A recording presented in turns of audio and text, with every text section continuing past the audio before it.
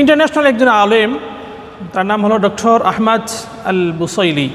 তিনি বিলা সাবাব ও বিলা নাফাক, অর্থাৎ যে কোনো ধরনের খরচ ছাড়া, টাকা পয়সা ছাড়া হজ করার একটি আমল তিনি আমাদের সামনে উপস্থাপন করেছেন। আমলটা হলো এই, যে ব্যক্তি সন্ধ্যা এবং সকালে অর্থাৎ ফজরের নামাজ এবং মাগরিবের নামাজের পরে এই আমলগুলো করবে, প্রত্যেকটা আমল 7 বার করবে, সেই ব্যক্তির খুব দ্রুত এবং টাকা পয়সা ছাড়াই তার হজ নসিব হবে।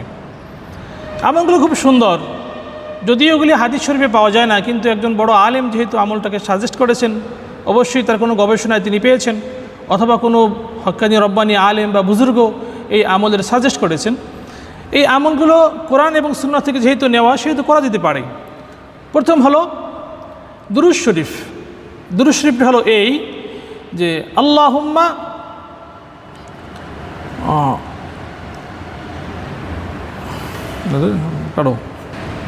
বিশ্ববিখ্যাত একজন আলেম ডক্টর আহমদ বুসাইলি তিনি একটি আমল বাতলিয়েছেন। এই আমলটা যে ব্যক্তি করবে সে ব্যক্তি টাকা পয়সা ছাড়াই হজ করতে পারবে।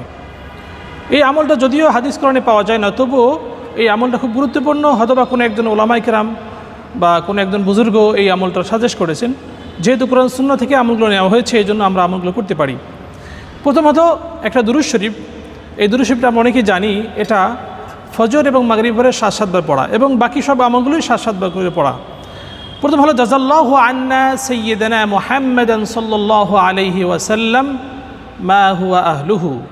জাযাল্লাহু আন্না সাইয়্যিদানা মুহাম্মাদান সাল্লাল্লাহু আলাইহি ওয়াসাল্লাম মা হুয়া আহলুহু।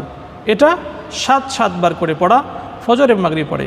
দ্বিতীয় হলো পবিত্র কোরআনুল কারীমের একটি আয়াত, যেটা সূরা তওবা এসেছে যে হাসবুনাল্লাহু সাইয়ুতিনাল্লাহু মিন ফাদলিহি ওয়া রাসূলুহু ইন্না ইলাল্লাহি রাগিবুন।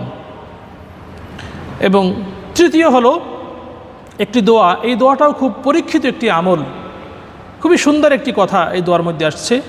সেটা হলো কারীমুন রাসূলুল্লাহি আল্লাহু আকরামু ফাহাল ফাকিরুন বাইনাল কারীমাইনি ইউহরামু। এই কথাটা আমার কাছে খুব ভালো লেগেছে। এর অর্থ হলো যে কারীমুন রাসূলুল্লাহি আল্লাহু আকরামু, যে রাসূলুল্লাহ সাল্লাল্লাহু আলাইহি ওয়াসাল্লাম তিনি হলেন কারীম, দয়াবান। আল্লাহু আকরামু, আর আল্লাহ সুবহানাহু ওয়া তাআলা তিনি হলেন সবচেয়ে বড় দয়াবান। এরপরে বলা হয়েছে ফাহাল ফাকিরুন বাইনাল কারীমাইনি ইউহরামু। এমন কোনো ফকির কি আছে যেই ফকির এই দুই মহা দাতার মাঝে থাকবে আর সে বঞ্চিত হবে? অর্থাৎ আল্লাহ সুবহানাহু ওয়া তাআলা তিনিও দাতা এবং রাসূলুল্লাহ সাল্লাল্লাহু আলাইহি ওয়াসাল্লাম তিনিও দাতা। আল্লাহ পাক মহান দাতা, সবচেয়ে বড় দাতা, আর রাসূল সাল্লাল্লাহু আলাইহি ওয়াসাল্লাম তিনিও দাতা, তিনিও দয়াবান। এই দুই দাতার মাঝে কোনো ফকির বঞ্চিত হতে পারে না।